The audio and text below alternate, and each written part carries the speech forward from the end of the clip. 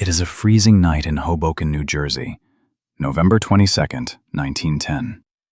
The station is almost empty, save for the steam rising from a private rail car detached from the main line. The shades are drawn. The car is named the Aldrich Vreeland. 6 men board in silence. To a casual observer, they look like wealthy sportsmen heading south for a duck hunt. They carry heavy shotguns. They carry canvas bags. But inside those bags, there are no hunting clothes. There are blueprints. These 6 men are not friends. In public, they are sworn enemies, rivals in a cutthroat war for financial dominance. Yet tonight, they are accomplices. Together, they represent the empires of J.P. Morgan, John D. Rockefeller, and the Rothschilds. Combined, they control approximately 1/4 of the world's total wealth. If a reporter spots them together on this platform, the New York Stock Exchange will crash by morning. So they use code names. First names only, no paper trail. They are headed to a remote island off the coast of Georgia to draft a document that officially does not exist. A document that will strip the United States government of its financial sovereignty and hand it to a private cartel. They are about to invent the Federal Reserve. And by the time this train reaches its destination, the money in your pocket is already destined to die. The train halts. The men disembark into the humid air of Georgia. They are transferred to a boat, crossing the dark water in total silence. Their destination is the Jekyll Island Club, the most exclusive address in the world, a winter retreat so private that the servants have been replaced, and the remaining staff ordered to refer to these guests only by their first names. Nelson, Paul, Frank. No last names, no titles. They gather in the main parlor. The heavy oak doors are locked, curtains drawn. Inside, the atmosphere is not celebratory. It is desperate. Senator Nelson Aldrich, the politician of the group, paces the room. He knows what lies outside these walls. Back in New York and Chicago, the streets are angry. The public is marching against the money trust. They are demanding a leash for the wolves of Wall Street. They want a government bank to protect them from the very men sitting in this room. Paul Warburg, the brilliant, cold-eyed representative of the Rothschilds, leans forward in his leather chair. He tells them the harsh truth. If they do nothing, Congress will pass a law that destroys their empires. But Warburg has a plan. A countermove so audacious it borders on insanity. He explains that they must not fight the public's demand for reform. They must lead it. They must write the law themselves. They will give the people exactly what they asked for, a central bank. But they will design it so cunningly that no one will realize who actually holds the keys. They are not here to fix the banking system. They are here to capture it. As Warburg lays out his papers on the mahogany table, the scope of the deception becomes clear. They are building a Trojan horse, and the American people are about to open the gates and wheel it in. By the third night, the heavy velvet curtains of the library are drawn tight against the coastal fog. The air inside is thick, smelling of stale brandy and nervous sweat.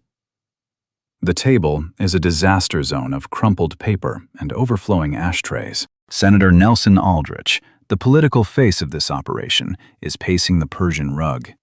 He is agitated. He turns to the group, his voice rising. He tells them that they are wasting their time. If they take this document to Washington and call it a central bank, Congress will burn it before it even reaches the floor. He reminds them that the American public is not stupid. They know that a central bank is a weapon of the wealthy. The very name is toxic. Paul Warburg, the representative of the Rothschilds, sits calmly in the shadows. He waits for Aldrich to finish his tantrum.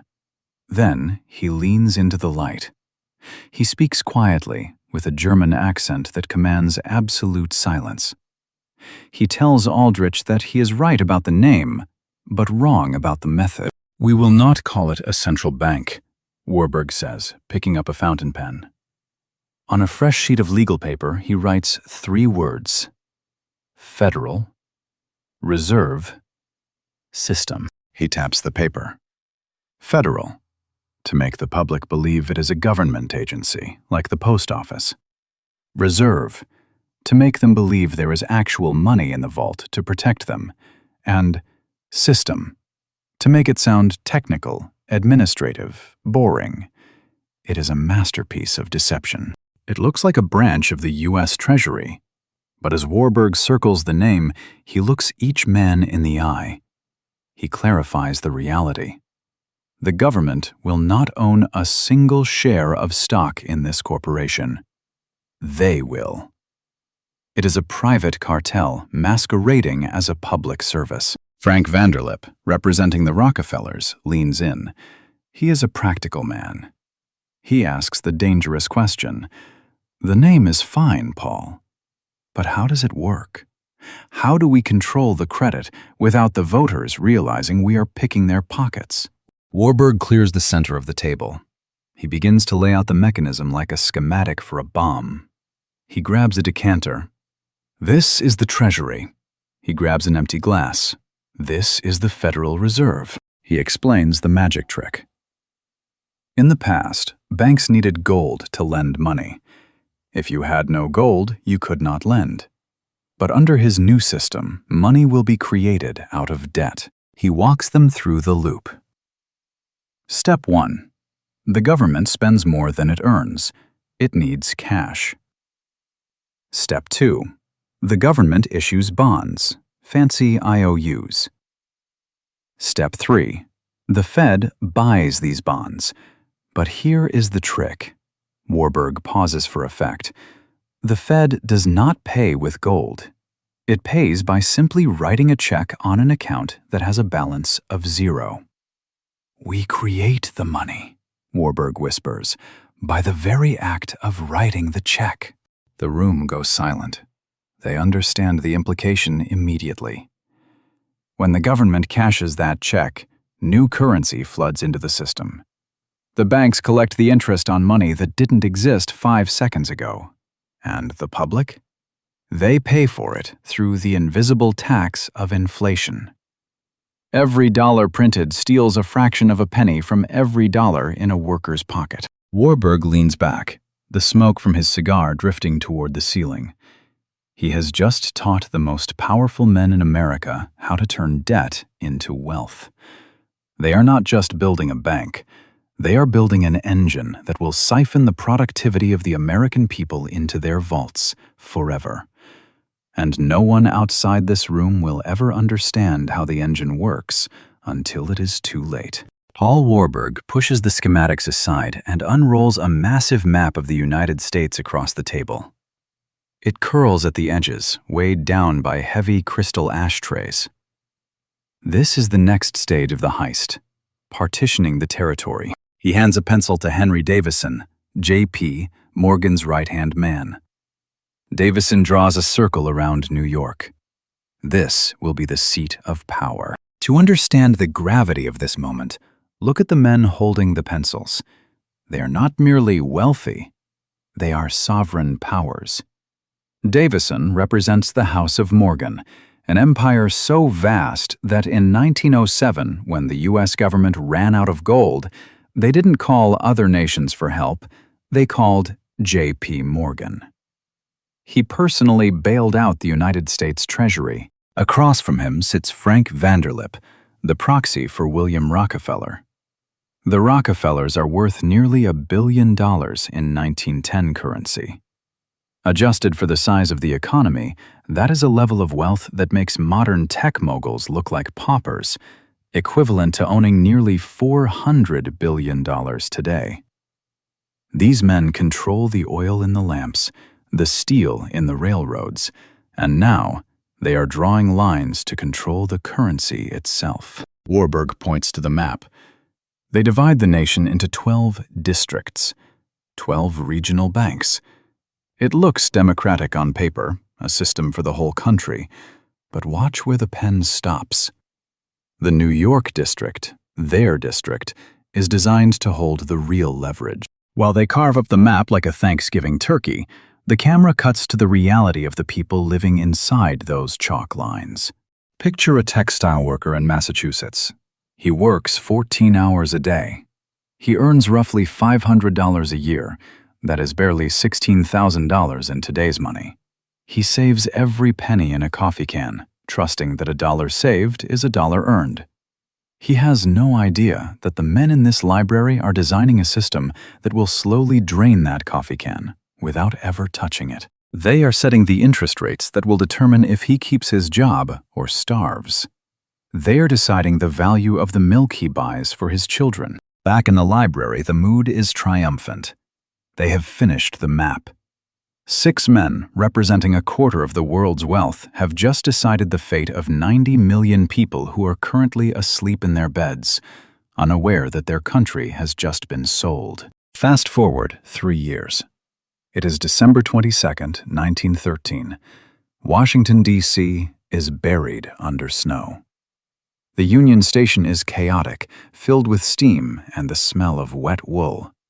Senators and congressmen are pushing through the crowds, luggage in hand, desperate to catch the last trains home to their families for Christmas. They are leaving because they have been assured that no major legislation will be voted on until after the holidays. But back at the Capitol, the lights are still burning in the committee rooms.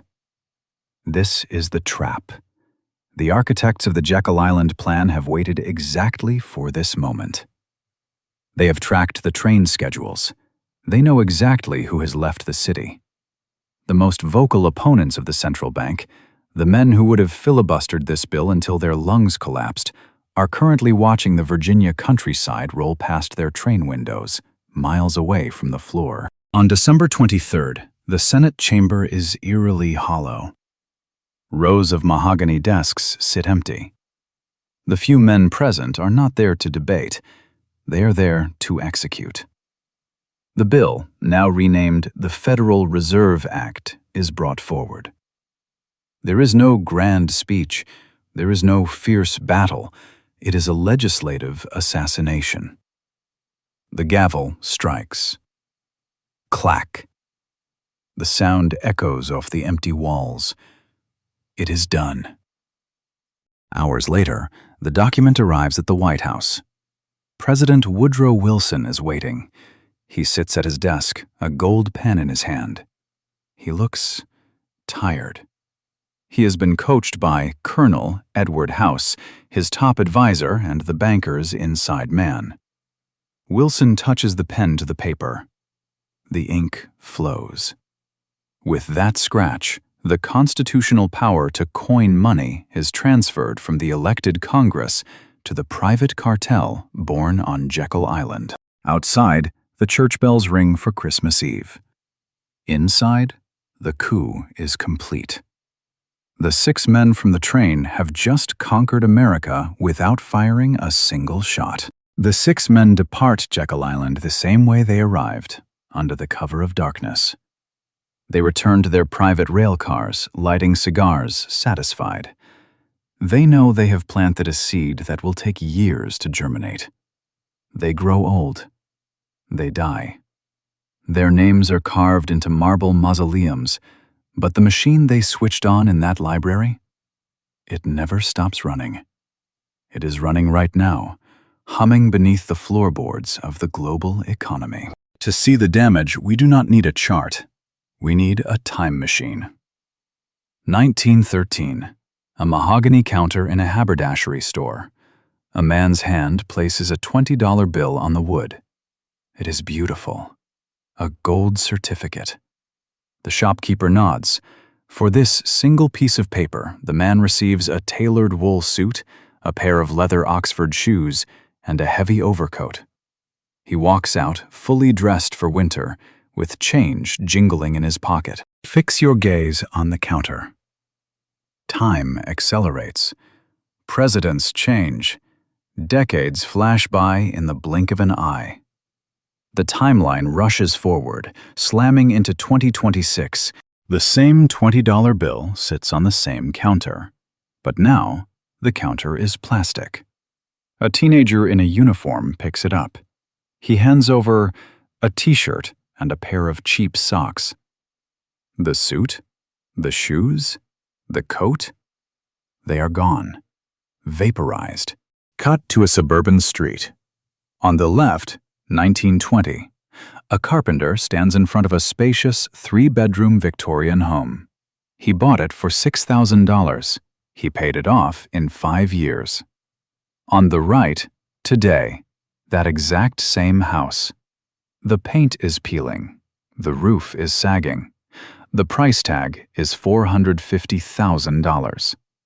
The young couple standing in front of it is staring at a 30-year mortgage contract that feels like a prison sentence. This is not inflation. That is a boring, sanitized word invented by economists to hide the truth. This is a crime scene. The mechanism designed on Jekyll Island has systematically siphoned over 96% of the value from your labor. It wasn't an explosion that destroyed the American dream. It was a slow, invisible leak. Leave the crumbling street behind and look up. High above the struggle, the skyline of modern New York pierces the clouds, casting long, dark shadows over the city. These towers were built by the very banks represented on that train. They are monuments to the heist. Every floor in those towers was paid for by the invisible tax levied on the saver. The men on the train are gone, but their engine is still feeding on your wallet every single day. The library on Jekyll Island is empty now. The smoke has cleared. But the ghosts of those 6 men still linger in the shadow. Look out the window where Paul Warburg once stood. The world he envisioned is complete, but it is not finished. The creature they birthed in 1913 was hungry for your wealth. The creature maturing in 2026 is hungry for your control. Today, the silence of this wooden parlor has been replaced by the deafening hum of server farms, endless rows of cold steel racks, blue lights blinking in the darkness. This is the new vault. In 1913, they centralized paper money. But paper money still has one fatal flaw for them. It is private. If you have a $20 bill in your pocket, you can spend it. You don't need electricity. You don't need an internet connection. And most importantly, you don't need permission. But the next phase destroys that. Imagine standing at a grocery store counter in 2026. You tap your phone to pay, but the screen doesn't beep green. It turns red. Access denied, not because the funds aren't there, but because the bank simply decided to turn off your wallet. Maybe you are in the wrong city. Maybe you bought the wrong book. Or maybe, like a light switch, they just flicked you off. They call it central bank digital currency. But strip away the fancy branding and the truth is simple. It is not money. It is a voucher. A voucher that they can activate or cancel whenever they please. We are no longer looking at a map on a table. We are looking at a digital cage. The 6 men on the train needed secrecy to steal the economy. Their successors don't need secrecy anymore. They have convenience. And they hold the keys to a prison that has no bars, only a single delete button. But they have one weakness. They rely on your ignorance. They rely on you believing that this is inevitable. But now, you see the cage, and once you see it, you can no longer be trapped by it. The train left the station over a century ago. The question is no longer how to stop it. The question is, are you going to get off before the doors lock forever? Subscribe if you want to know how to prepare.